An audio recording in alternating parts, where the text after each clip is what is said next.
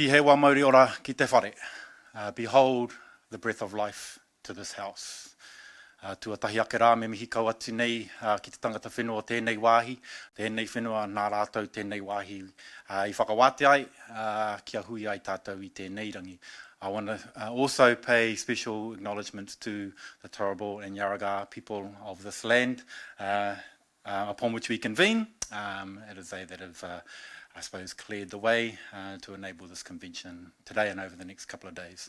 O tira kia koutou katoa, and to everyone of you who are here sharing, listening, and good to be here amongst you all.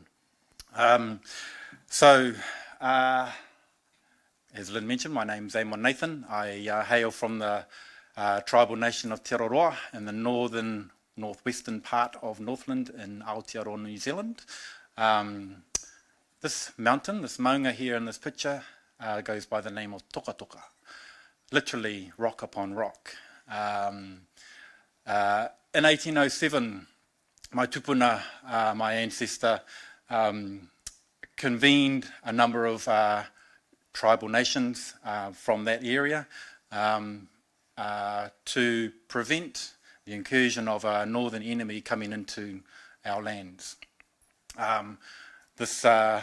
Because of that, it's also known as Te Puru o Te Kaipara, which is literally the plug of the Kaipara. Kaipara is the largest harbour in the southern hemisphere. And it was to say that we will prevent any more of that coming into this place. It is a place of meditation. It is a place of contemplation. It is a place and a symbol of resilience, strength, and unity. My presentation today is going to explore how we can be inspired by stories of the land, stories of people, to mobilise conservation action or environmental action. I'm going to talk to three key points in this presentation. The first of which, actually before I do that, I declare I'm going to use a lot of Māori terminology. I don't apologise for this, but I'll do my best to translate into English whatever, the essence of these words. A lot of the stuff that we do goes by Māori terminologies. So the first theme I'm going to talk about, or topic I'll talk about, is Te Kawa Waiora. This is an Indigenous inspired or tangata whenua inspired research project focused on water, more particularly living water. The second thing I'll talk about is a couple of initiatives that are currently adopting the approach of being inspired by local stories, local practices in their environmental action. And the last I'll talk about, if I have time, hopefully I don't run out, is an initiative that we're developing internally called Te Kete Hononga, which is literally the basket of connection. All right.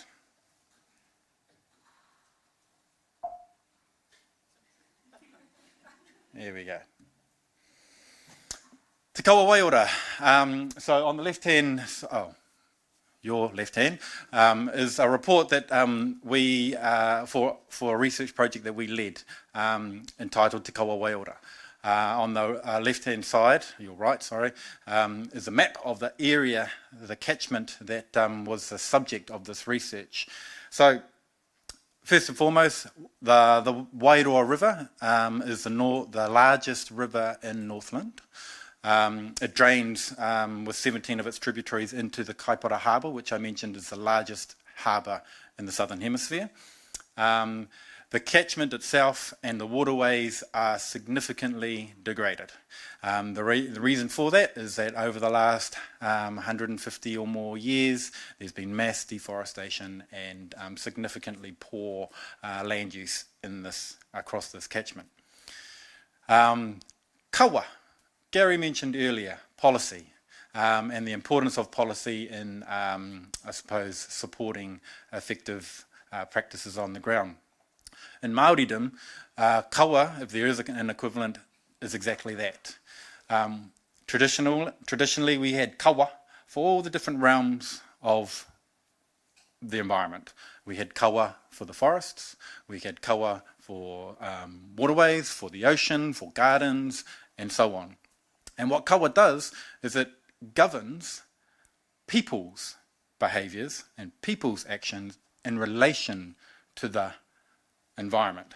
It's not about managing environment, it's about managing people and people's actions. So te kawa waiora, and in turn to achieve a desired outcome. So te kawa waiora is about a process, a systematic process of particular behaviours organised in a particular way to achieve a desired outcome. The desired outcome being living water, te kawa waiora. So, let's see how this goes. It beeps. Was that beeping for anyone else? Just me.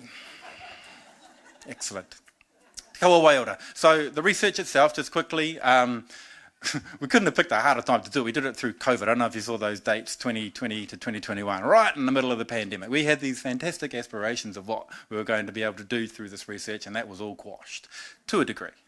So we, on the previous slide, there was a catchment. On that catchment was 7 or 8 marae. Marae are those things, traditional places of convention. Often representative of an ancestor. So we held 7 learning, knowledge sharing workshops over a couple of days each in each of these marae. We interviewed 25 knowledge holders across the whole catchment. We facilitated 7 research training programs or workshops to grow the capability of local knowledge holders and people to research themselves, to understand and unravel their stories about place, their stories about their area, if you like. So the findings from this research are as such. And these things aren't new to tangata whenua, Indigenous peoples. But the research is, I suppose, provides rationale. It provides robust evidence that this stuff is real. So the first finding is that, sorry, I'm on the wrong slide, here we go. Human identity. Human identity, meaning and purpose is achieved through a kinship relationship with the natural world. We all know this. A deep thirst to revitalise the knowledge associated with these places is the basis upon which new decisions, actions might be taken into the future. Tangata whenua, as I think it was Rachel mentioned earlier, Indigenous peoples seek to design, lead and take action themselves based upon their rich relationship to their mountains, to their rivers, to their lands, and based upon their own values. One of the poignant, I suppose, findings of the research is that with the loss of all of the natural world environment and desecration of spiritual places, equally resulted in the loss of the sacred. Our people revered the environment. When I talked about kawa of forests, oceans, so on and so forth, these places were personified by deities. And when you cut them down or you desecrate them, those deities dissipate to a degree, or at least the personification represented dissipates to a degree. So what the people in these places were mourning was the loss of the sacred. So the research promotes the reinstatement, if you like, reinstating a new sacred through ritualization of a solid, compelling story that mobilizes and inspires. So as I mentioned, this is not new to tangata whenua, but the research has presented a compelling case for agencies to support this. The findings have been received favourably, and agencies are starting to sort of modify their in-house policies around how they can support initiatives, tangata whenua groups, to mobilise and to enact this work. And tangata whenua themselves are seeing how this approach supports active expressions of their identity distinct to them and their place. So from a Reconnecting Northland perspective, whilst we're not out there doing the work, doing the mahi on the ground, we play a role of a catalyst. Someone said bottom up. Well, we say bottom up and top down, the best of both, and figuring out what are the best of both bottom up and top down practices to allow best practice to emerge out of that. So on the back of that research, there's a local initiative that we're supporting. In the Mangakahia, this is one of the main, I mentioned 17 tributaries, this is one of the main tributaries to the Wairoa River. And the kind of image in the background is their vision for 2,400 years' time. But what's important about this and what the approach that they're taking across this valley is that their practice, their initiative is based on what we call tohumana, iconic markers of identity. Kōrero tuku iho, which are stories handed down, narratives that perpetuate upon their distinctive identity. And mahi whaimana, or what did I put there? Mahi tuku iho, which are practices of old that can be the inspiration, I suppose, for the activities that they do. So, for example, you can see on the bottom of that image there, but also in the wording there, our people used to baptise our babies in the rivers. They can't do that now because the waterways are so paru, so polluted. Rather than that becomes then the aspiration. We want to be able to baptise our kids again. Not we need to plant more trees, or maybe not, or what have you. But what is it that we need to do to be able to continue those practices? There's another one there around kōrero tuku iho. What's my time? 2 seconds? Oh, 2 minutes. Yeah, I'll move on to this one here, Te Toa Whenua. This is actually where I'm from. And about 7 or 8 years ago, we conjured up the idea of running a program that was inspired by a story about one of our ancestors. His name was Tuohu. He was known as a gardener, a prolific gardener. Gardening in some ways in Aotearoa in the Māori sense is not just about cultivating food, it's about cultivating people. Now, Te Toa Whenua literally means the expert of the land. So he was renowned as an expert of the land, as a cultivator of food, but also a cultivator of people. That 900 hectare corridor is inspired by the kōrero about him, the stories about him, to create a mosaic of land use where the people, my people, become experts of the land in achieving that. Just quickly, so one of the things that we've noticed within Reconnecting Northland is that there's a whole lot of services out there, whole lot of resource, whole lot of supports available, but they're not always that accessible.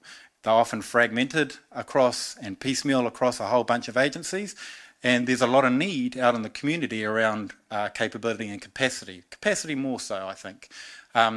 These groups on the ground don't necessarily have the wherewithal to be able to access some of these services. So what the Kete Hononga is about is once initiatives are up and running or there's a strong plan in place, what are the supports that they then need to be able to implement and give effect to these initiatives.